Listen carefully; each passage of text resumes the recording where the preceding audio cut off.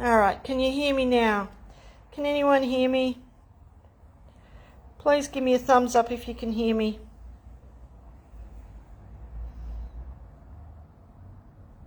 I don't know what's going on and why you can't hear it. Just gonna, yeah, everything's turned up. Yes, thank you. Cancel. Okay, cool. Thanks, Meryl. Thank you, everyone. All right, we'll get back. All right, I will show you what I did. The last one I did was Magic Clay, but I'll show you. So I'll quickly do a run through. If you do them in the texture plates, which are the flatter ones, these are a bit thicker, or even these, using the Magic Clay, drop them in the freezer for about 15 minutes. I've dropped the ones that I've just done for you guys in the freezer, and I'll go back. Someone remind me in case I forget, and then I'll run back and I'll show you. But they come out like this. It's very lightweight and it is pliable. So if you were doing it round a bottle, you'd be able to glue that on quite easily. All right. Now, the next thing I'm going to do is I'm going to show you how I do the 2-pack resin. So I use a set of scales. Some people will do measuring cups and some people will guesstimate. I don't like guesstimating because sometimes the effect isn't quite right. So I always do mine by scales if I'm doing a big amount or a small amount. Sometimes I'll use these little cups, you know, the same ones you get at the Chinese shop when you get your sweet and sour sauce in, and then I'll just fill them roughly the same. So this is a bit of a messy, but we'll get it right. And then we have to mix them in something. Now I use these little silicone cups. Got them ages ago. I don't have any, so I don't sell them, but if you can find them, find the silicone cups. They're really good for resin. So I always make sure I have everything ready to go. Tongue depressors, get them from the chemist or a $2 shop if you can find them. These are really good stirrers and they're really cheap, so you can throw them away. All right, what are we going to do? Let's do I'm going to pull the new one out. I'm going to do the feathers. Peacock feathers. All right, so I make sure I've got everything ready to go so it doesn't move on me. I don't want it to move, so I'm just going to make sure you can see that, or even I'll do a heart. So I'm using this one, the Easy Cast. Whoops, keep knocking this. Not real good at this. We'll get there. And I'm going to do this heart in the plastic. So I'm going to do both. I'm hopefully going to get enough. I probably won't get enough actually. I'll need a bit more. Let's measure it out. So what I do is I tear out my, what's called tear this, and I do it on mills. I get these from Woolies. You can see this is my resin scales. Put that on and then I tear it out so it's 0. Now when you use this 2-pack resin, you need equal parts of A and equal parts of B. I buy mine in a very big container. I buy mine in a 5-kilo container, as you can see, because we go through it. So what I will do very carefully is I will pour equal parts. So that's 60 mils of one. And I'm going to do, whoops, nearly dropped that everywhere, 60 parts of the other, so that'll come up to 120. Hopefully I'm pretty much, 119's fine by me. Now see how it's got all those little bubbles in it? That's actually the two resins mixing together. So what you need to do, this is really full, is mix it till it goes clear. It will start reacting shortly, so you've got to be kind of quick with this stuff. This is silly, I should have done it in a bigger container, but I wasn't going to do the, yeah, see it's going clear now. Tap, and then, I think you can see, we won't do the big one. Oops. So I want to do this one. Now with these moulds, you don't need to go right to the top. Let's do the big feather. See if I've got enough to do the big feather. Oh, I have. We'll do this one. I'll do these little ones. This is why I like the silicone moulds, because I can bend them and get them to pour easier. So that's 120 mils, and I've literally got, oops, need a bit more in there. It's not quite full. That's it. Then what I do with this, put the tongue depressor in, and I put it on an angle, usually on something like that. And I'll show you why in a minute when I get that. I've got some baby wipes here because it gets a bit messy. Now, while that's going and doing its thing, just wiping my hands, wipe that up. If you get any resin that's already mixed, I'd suggest clean it up straight away, only because once it sets, it's almost impossible to get off your tables. That's why there's black plastic down. Now, the next thing that I'm going to talk about, I'm not going to actually use this because this one takes a little bit. Now, this is Stamperia's cream paste, and you'll see a lot of the girls use it in the texture plates, like the one that's in the freezer, the more flatter ones. So even this one isn't as thick as this heart one we've done down here. Oh, I can feel the heat coming off that. This is now, the two pieces are working together and you can feel warmth coming off that. They're reacting. So with the cream paste, this is a Carenza tip, and I think this is a beauty. If you're going to use this in any of the moulds, and I would not use it in the deep ones, they just take too long and there's a little bit of shrinkage. With these thinner ones, put a coat in just to cover the bottom, leave it overnight to dry, and slowly keep adding your layers up. If you put that all in at one hit and expect it to dry in overnight, it's not. It'll take 3 or 4 days because it's just too thick. You can see this reacting now. See how these are turning white? This is the part A and the part B reacting with each other, and then there's a chemical happening, a chemical reaction happening, and this is what's hardening. They will take about 15 or so minutes. So I'll go back to this. So with this cream paste, with any of these, you put a little layer in, put it aside, let it dry overnight. Then come back the next day and put another coating in. So you're going to slowly build up your layers. It'll dry a lot quicker for you. If you put that in there, I'd say 2 or 3 days before you can even get it out. All right, so that's the cream paste, which I'm not going to do. I'll leave that over here. I will, this casting plaster is your plaster of Paris, basically. It's a 3-to-1 mix, I believe, if I remember correctly. So it's the same thing. You just make it up and then pour it in and it'll give you plaster. The reason I don't use plaster is because it breaks, and I don't want my resins to break. I want them to stay nice and hard like this one. So you can't break these at all. This you can bend, and it will break it at some point. It does have a breaking point in it, so you've got to be careful with that. But it's still fairly pliable. Like, you know, see, look, that's going to come apart, but it is still, and it depends on the thickness that you've put in, so that will still work. Now I'm going to go and see if those ones that I put in the freezer are enough for me to pull out. Just hang on a minute. Yeah, there's heaps of moulds online.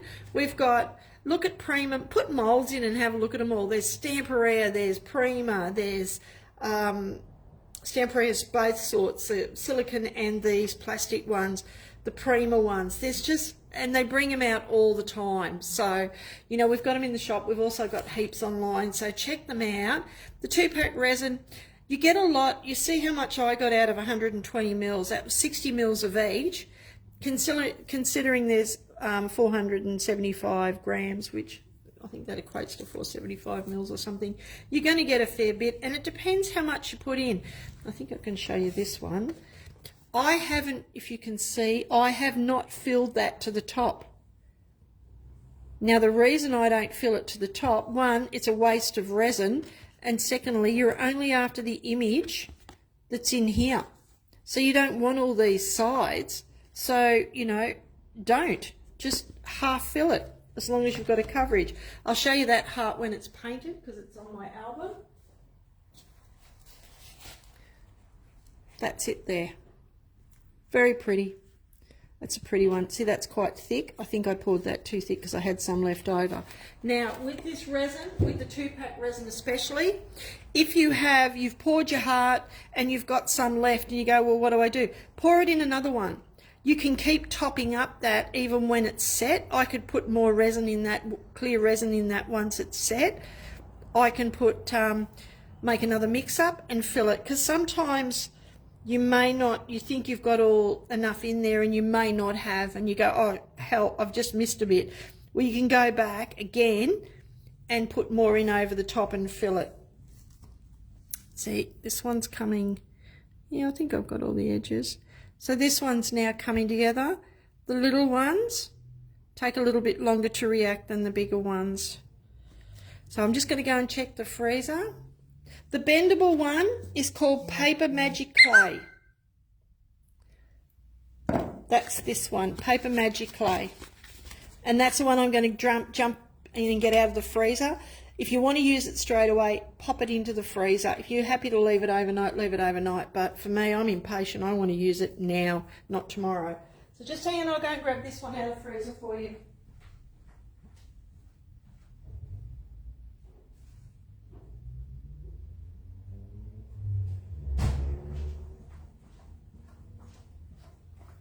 Here we go. So this was the long one. Is it? You've got to make sure it's it's been frozen. It's not quite. See how it's sticky? It's not frozen enough. So I'll put that back in the freezer. Is this one going to come? See how it's sticking? It's not been in the freezer long enough. Part of it's there. It's not quite frozen. So I'll go back and chuck it in. Oops. Chuck it in the bin.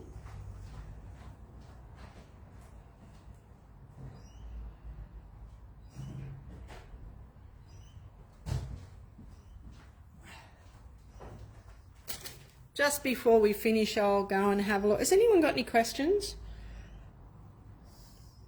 Do I forget things? Yeah. See this one here? Doesn't have enough in it. These are fine. See, they're really warm. That's a reaction of the two chemicals. So they may come out. This one might be right. There you go. There you go. It's done. Enough that you can use it. It's solid, it's a bit warm, but that's it. Yeah, it depends what you're painting with, Deirdre. If you're going to paint, so Finnebars in impasto paints don't need gesso. I use a primer rather than a gesso on resin, only because the gesso is a little bit thicker and it gets into these images and then you can't see them. I like the primer because it's thinner. But if you've got a thick gesso, just add some water to it and thin it right down. But yeah, you need to cover them before you paint them because they're non-porous, so you need a bit of tooth to it. So that's that one. Let's have a look at these. So the way I get them out is I crack them from the edge. Pull the edge. This one's still a little bit soft, so you have to be careful, but that's the feather. It's beautiful, big peacock feather.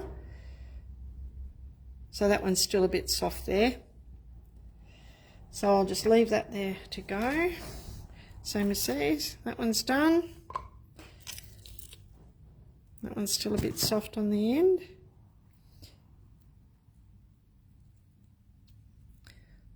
That's another one. You can see them, I think. Let's pull all these out. Don't see a lot of feather moulds. I like this one, especially peacock feathers. I think Jen commented on that earlier.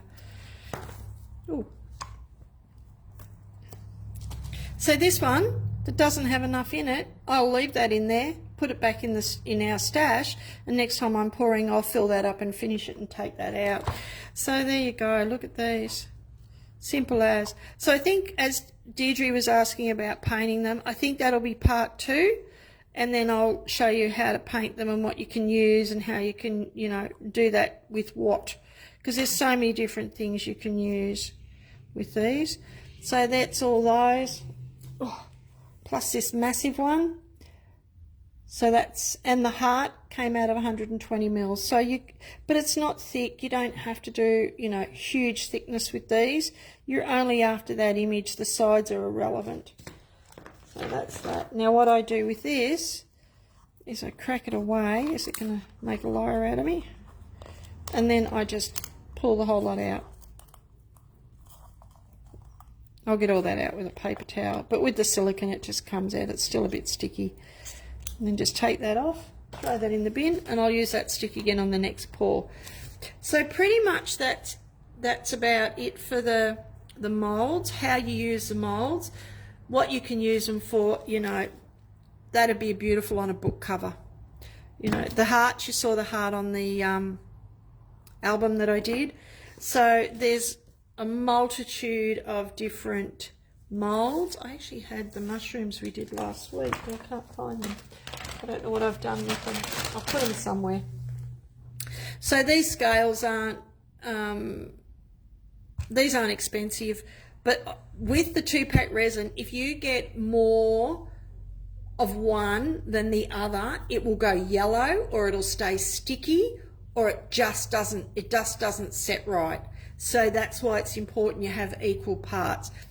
You can use a measuring cup if you like, but I prefer the scales. That way I know it's always correct. I'll go and check these ones again that are in the freezer. Just bear with me while I go and have a quick look.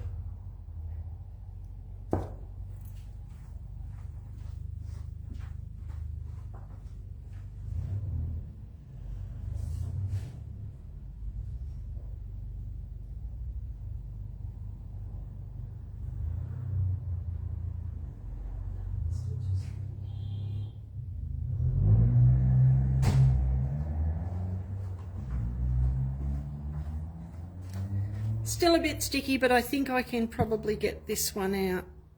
No, see, it's going to stick. Part of it's ready to go. I'm going to force the issue here. But this, you'll get part of it, but see, they're too sticky. You just can't get them out. So I'm going to put that back in, squish it back down, and I'm going to put it in the freezer and I'll get it out tomorrow. But if I remember, I'll show you all next week.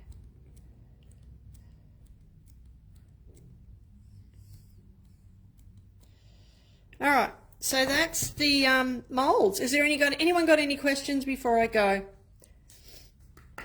These little containers you can get in the cheap shops. Really handy if you're only doing a little pour. But if you can find these silicone cups, grab them, because when you're pouring really fine little moulds like these little hearts, it's handy to have a really fine, be able to do a pinch and pour at the same time, and that way you don't get over everywhere. But my thing with moulds is make sure you have everything set up ready to go, because if you pour that resin and you walk away, it doesn't take long for it to start reacting, and then you're not going to be able to pour with it, and you've got to pour fairly quickly. I've used it for so long now, I can get pretty much the whole thing out. And when I pour in containers like this. So I need to work very, very quickly. I don't think there's anything else. So have a look at the moulds online if you're interested.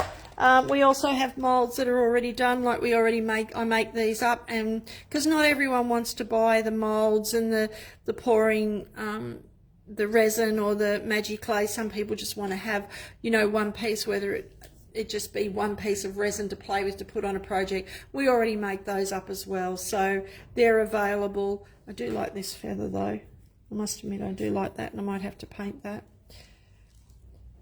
Oh, well, I'm glad you got something out of it. I'm really glad you got... Yeah, I'm really glad you got something out of it. As I was saying, I think taking the phone out, I hit a couple of buttons, because this is what the demos are about. Not everyone understands this, and I can only show you what I do. It might not be the right way, but it's what I do, and it's always been a success for me. So, you know, if you get something out, you can see how they're used. I do like this mould. I'm glad I used this one.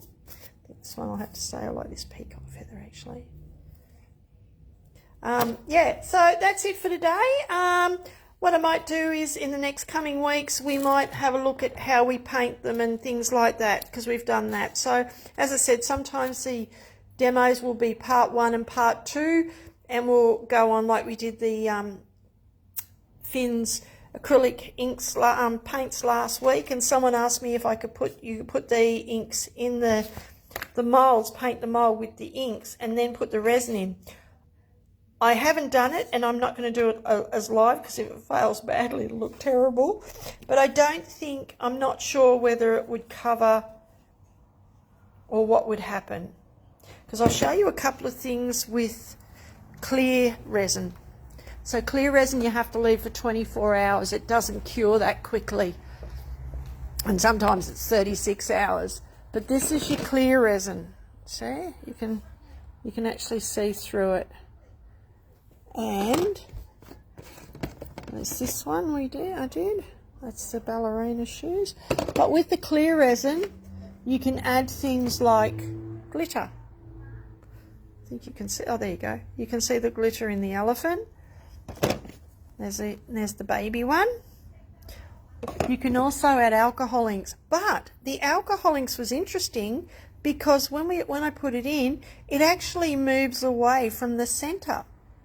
So that's an iridescent one, and all the iridescent moved away, and it was a bit cloudy. That was just a bit weird, that one, but I like trying things. So you can use alcohol inks, but you're not going to get a complete cover. My thing would be mica powders. If you want to colour your clear resin, use a mica powder. So I might do that next week. I might go back into the moulds. We might do some painting, paint the moulds themselves, put some mica powder in and do that and have a look at those. So that's it for today. Yeah, that's what I'm thinking, Meryl. Use the mica, put it into the mould and then pour the resin in, and then you would get the colour. I won't do the clear because the clear takes too long. You're not going to see a result. And the same thing, yeah, the magic clay you wouldn't be able to. It'll only pick up bits and pieces. But I'll have a play through the week with some of the moulds, and we'll have a look at different ways of colouring. I'll see if I can come up with something new that nobody knows. Doubt it, but we'll try. All right, have a great day, everyone. Have a great evening, and I will see you when I see you. Okay, bye.